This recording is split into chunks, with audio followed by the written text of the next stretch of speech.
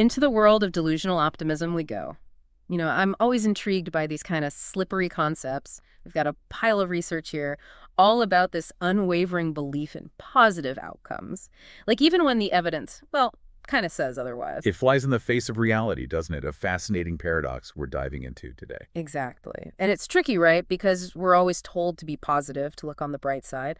But there's a fine line, it seems, between that healthy optimism and this more delusional kind. A crucial distinction. I mean, we all need a dose of optimism to navigate life's ups and downs, to stay motivated. Absolutely. But what we're exploring today is where that optimism detaches from reality, where it becomes, well, how do we put it, almost a denial of potential pitfalls. You hit the nail on the head. Yeah. It's about losing that crucial connection with a rational assessment of circumstances.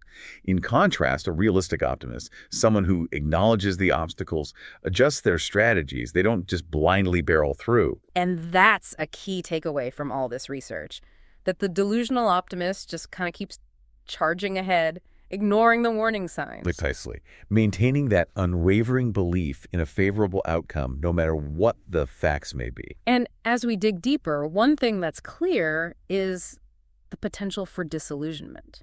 I mean, if your expectations are constantly inflated, reality is bound to hit hard at some point. Without a doubt. When those sky-high expectations meet a much more grounded reality, the crash can be, well, shattering, really impacting your self-esteem. And it seems like this kind of thinking can create real rigidity. If you're so convinced that you're right, that everything will work out, it becomes hard to accept feedback. It's a form of resistance, a defense mechanism. When faced with anything that contradicts their sunny outlook, they deflect. They blame external forces. It's never, oh, maybe I made a mistake. Right, and that lack of self-reflection can hinder growth, can't it? In all areas of life. Absolutely. Personal growth, professional development. If you're not willing to acknowledge where you might have gone wrong, how can you learn and evolve? And perhaps the most concerning aspect is how this type of optimism can fuel risky behavior. Absolutely. It's that I can't fail mentality. And when you genuinely believe in a guaranteed positive outcome, well, you tend to downplay the dangers. Which can lead to significant consequences, whether it's financial loss, damaged relationships, or missed opportunities. The stakes can be high. Especially as we've seen in the business world.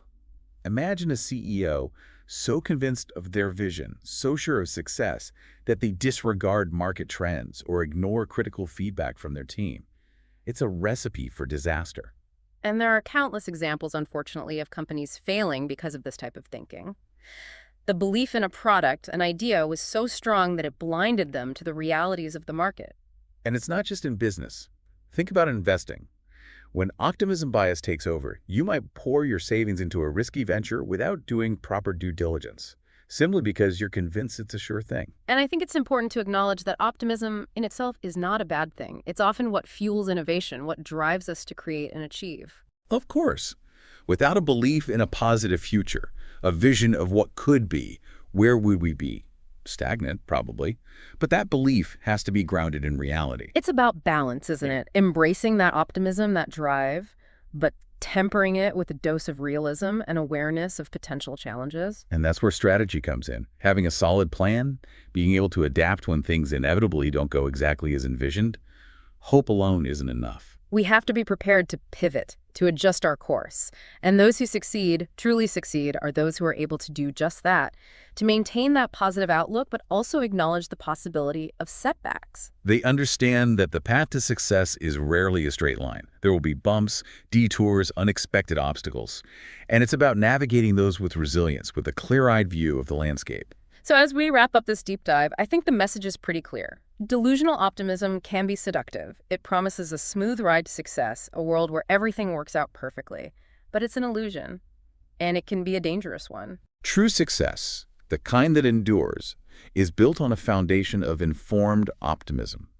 Embracing positivity, yes, but coupling it with a deep understanding of potential risks, of limitations, of the ever-changing dynamics of the world. And it's about recognizing that setbacks are inevitable. They're not failures, but opportunities to learn, to adapt, to grow, to become even more resilient and even more successful in the long run.